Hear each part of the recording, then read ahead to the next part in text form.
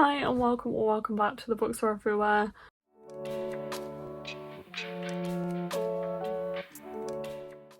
Today I am here with my February wrap up and it's going to be a chill, quick February wrap up because we don't actually have much to get through today. I feel like it's no surprise that I probably burnt myself out a little bit with reading in January. I read the most books I'd ever read in a month, which was like 26 or something like that.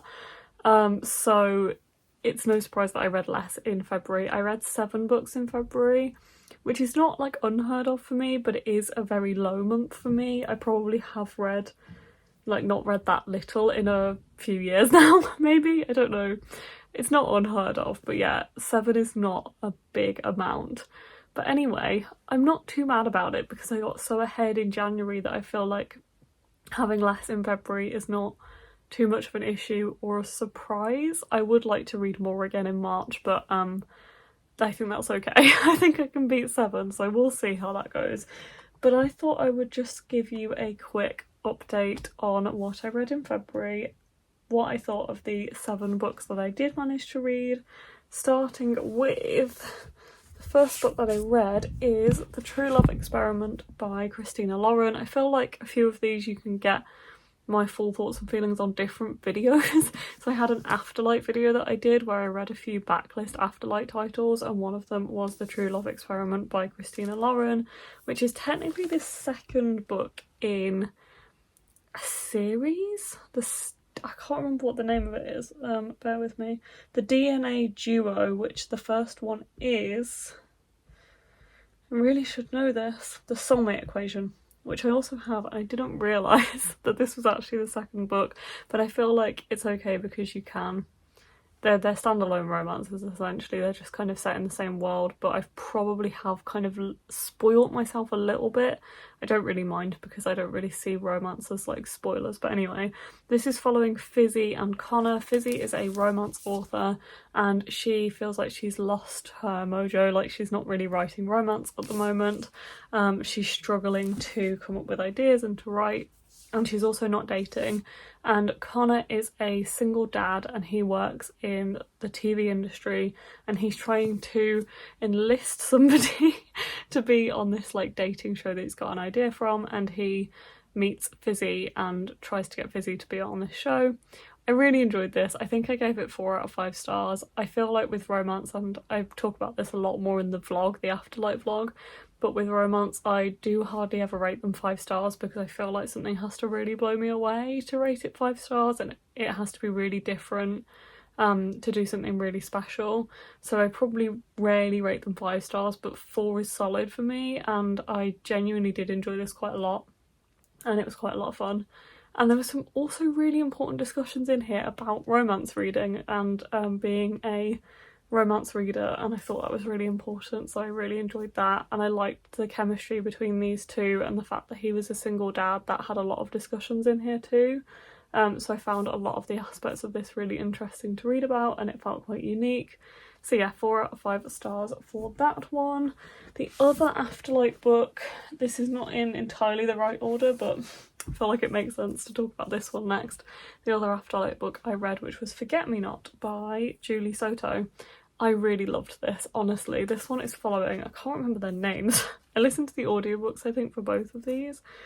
Ama Torres and Elliot Bloom. Ama Torres is a wedding designer, like wedding planner, and Elliot is like her arch nemesis ex-boyfriend who is a florist. And obviously they end up working on a wedding together and being forced together, so it's like forced proximity type trope. But I really loved this. I love the concept, I love the wedding stuff, and I loved like the imagery in here was just absolutely beautiful. I can still picture it now, like a few weeks and months after reading this. I think that's really important. I love the chemistry between these two, and also the couple that she is organising the wedding for, and it had so much drama in it, but like in the best way. I was really invested. I feel like with a lot of romance you kind of presume or know that there's going to be a happy ending, but it kept me on my toes because there was so much drama and it was just really fun and entertaining. Yeah, I really enjoyed this one as well. So I gave this one 4.5 out of 5 stars. I think it just kind of, I enjoyed it a little bit more than the True Love Experiment if we're going to compare them. But if you want more of my thoughts and feelings on both of these books, there is a separate Afterlight vlog which you'll be able to find from a few weeks ago. The next one I picked up was Percy Jackson and the Olympians, The Lightning Thief, so book 1 in the Percy Jackson series. There will be a vlog coming where I will talk about this in a lot more detail. If you haven't come across this, this is about Percy Jackson, who is a half-blood, meaning he is a son of a human and a Greek god, and he is living in the mortal world, I guess. And this is following him as he kind of finds that out for the first time and ends up in this world where there are monsters and Greek gods, and he has to rescue Zeus's lightning bolt. I feel like this one takes a long time to get going. Honestly, I was really not that invested in this book, which is such a shame, and I will give obviously my full thoughts and feelings in the vlog that I'm doing, but it really took a while to get going, and I feel like halfway through the book we still hadn't really like got on there with the plot, and I feel like just was taking so long. So yeah, this one honestly I found quite disappointing. I probably had quite high expectations from just this being such a well-known series, and I really wanted to love it as an adult, but I don't know if I'm gonna love this series. I think I'm gonna give this one 3 out of 5 stars, to be honest. It was quite a letdown for me. They're still fun and entertaining, but I just don't think I'm going to get that feeling that everyone else seems to have, probably because of nostalgia. The next couple of books I read I don't actually have physical copies for. So next we have The Wasp Factory by Ian Banks. I'll put a picture of the cover on screen for you for the edition that I read. And I borrowed both this one and the next one from a friend. And there is also a vlog where I read these books, which is reading some of my friends' most loved books. So if you want to check out that, there is much more of my thoughts and feelings on both the next 2 books, but the next one I read is The Wasp Factory by Ian Banks, which is Ian Banks' debut book, and it's following... Why can I just not remember the name of any characters? Frank. It's following Frank, who is a 16-year-old. I think he's 16, is he 15? He's 16, I was correct. He's a 16-year-old and his older brother Eric is in prison. His mom has abandoned them. It's just him and his dad living in this house, and he is screwed up. It's basically following his life as he deals with all of this like trauma that he's got and things going on in his life, and he deals with it in a really messed up way, and it is fascinating. This book has a lot of mystery to it. I feel like when I was reading it I just wanted to keep going and I didn't really know why. It is certainly not a book for the faint of heart, so please check all trigger warnings for this book before you go into it, because there are a lot of disturbing themes in here. Very dark book, but I really loved it and I didn't want to put it down. I really wanted to find out what was going to happen, and it's the kind of book where the ending just is incredible and really pays off and you are blown away by it. I certainly was like very surprised after that ending, and I thought it was insane. I thought this book was absolutely brilliant. I think it's one of those that you can't necessarily say that you enjoyed it as such. It's not really an enjoyable read, but it is an absolutely brilliant book and so clever, and I was blown away by it. And I've not had a book where so many people have come to me after, like either online or in person, and been like, oh, you read The Wasp Factory, what did you think? It's such a thought-provoking book, and I think it stays with people for so many years, and I think it'll stay with me for a very long time, so I gave that one 5 out of 5 stars. The next book I read was Espedestry, also by Ian Banks. This is a very different Ian Banks book, but I loved it for very different reasons. It's following a guy called Daniel Weir, who is a 31-year-old,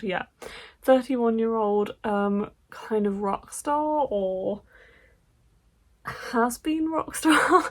It's kind of reflecting on his life. It's a biopic essentially, and it is kind of loosely inspired by or it's inspired by true bands. Not that I could really pick up on that because I don't really know that much about the bands that it's inspired by, but it is following Daniel, who is looking back and forward in his life. He's looking back on his life and he's also looking to the future, and it's very day-to-day, it's very quiet as a book, but it also says a lot, and I found it very lovely. It's very out of my comfort zone in terms of it's not really what I would normally pick up. Same with The Wasp Factory.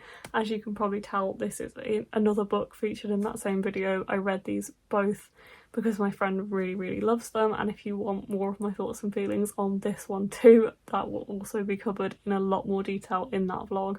But yeah, I just really love this book too. I feel like even though it's a very different read to The Wasp Factory, you can see Ian Banks's writing. It does feel familiar when you've read The Wasp Factory, which I did really love, and I think they both have that day-to-day style narrative that almost feels like diary, and I think that's what makes them both such compelling books and so easy to fall into for very different reasons, but I can picture both of them really clearly as well, which I think is really important, and I just really enjoyed this one too. So there's a scene at the end that just really will stick with me, and it almost plays out as a movie in my head, this book. So I also rated Espedere Street 5 out of 5 stars, and I think it will mean a lot to me for years as well as The Wasp Factory. But yeah, very enjoyable book. I really liked it for very different reasons than The Wasp Factory.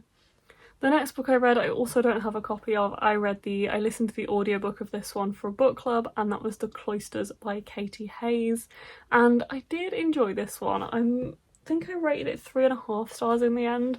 This was an interesting one. It was interesting to go to a book club for this book, because I think everyone had different opinions and slightly different experiences reading it, but it's following Anna Stillwell, who is moving to New York to work at the Met at the Cloisters. So it's a part of the Metropolitan Museum of Art. She's a curator there. She ends up falling in with this kind of crowd who work in this Cloisters part of the Met, and there is like mysterious things going on. It's related to tarot. It's kind of dark academia. I really liked the setting of this book, but I feel like it could never decide what it wanted to be. And I feel like some of the aspects that were meant to be really big could be replaced with anything. There was such a heavy focus on tarot, but I also feel like you could have replaced that with many other things and it would have still made sense. It just didn't feel so inherent in the story. There is like this mystery in here, but nothing really comes of it to the end. It felt very character and like location heavy rather than plot heavy, and then everything suddenly happens. And I also wasn't entirely satisfied with the ending. I feel like I would have been more satisfied if it happened in a slightly different way. But overall, I did enjoy this. I thought it was a fun read, and I really liked the atmosphere. I thought that was really good, and the writing. Did listen to the audiobook. There were aspects of this that I really enjoyed, but I also feel like it could have been a lot better. I think a lot of us felt similarly, so I gave that one 3.5 out of 5 stars. The last book I read in February, just finished, was A Tempest of Tea by Hafsa Faisal. This one is a release that's just come out in the past like week or so, and I will read you the like short synopsis on the back because this is a proof copy that came out. I got it last year. Still hadn't read it, and then the book came out and I was like, I really should read that book because it sounds really interesting. It's following Arthur Casimir, who has a tea room which is a front for an illegal blood house in this like city of vampires, but the tea room comes under threat and its secrets come under threat. Arthur must lead a gang of outcasts into a high-stakes heist and the dark vampire underworld. Here she faces a dangerous conspiracy and an unexpected romance. This book had so much potential, honestly. It kind of markets itself as a Six of Crows vampire book, and I can see the vibe, but it really did not live up to that expectation. I love Six of Crows so much, and I feel like this really could have been similar. Maybe I should stop comparing them so much, but I don't know, it didn't do it for me. I liked the concept, I liked the atmosphere, I liked the characters, but I almost felt like there was only 2 characters here for me, and that the other characters were just copies of those characters, if that makes sense. Like there's a couple of romance storylines in here, but they just felt like carbon copies of each other, and I didn't really know or really care who I was following at any one time. I just didn't find it that interesting or intriguing or compelling, and I did end up listening to most of this on audio, mainly because I preferred the audiobook to reading it physically. I started it physically, felt like it had a lot of potential, and I liked the atmosphere, and the tea room and the concept I thought was really cool, but by the end of it I was preferring the audiobook because it kind of explained the plot. It felt like it had more drama reading it that way, and I could follow it a little bit better. Found it quite confusing, which I think a few other people I've spoken to have also said that they found it quite confusing as well, so at least it's not just me. Yeah, this was unfortunately quite middling for me with a book that had so much potential. I know that a lot of people are reading it right now because it's recently come out and absolutely loving it, so don't take my review as a reason to not check it out, because you might really enjoy it. But I also don't think it could have ever like lived up to Leigh Bardugo's books for me. So I'm glad I read it and checked out what the hype was about, but I think this is going to be a series because it does end on a cliffhanger, and I don't think I will be continuing with the series, unfortunately. Okay, those are the 7 books that I read in February. Felt like it took a longer time than I thought to talk about those books, but hopefully it means I gave you some in-depth reviews and opinions, so hopefully you enjoyed that. Thank you for watching this video, and I'll see you in the next one. Bye.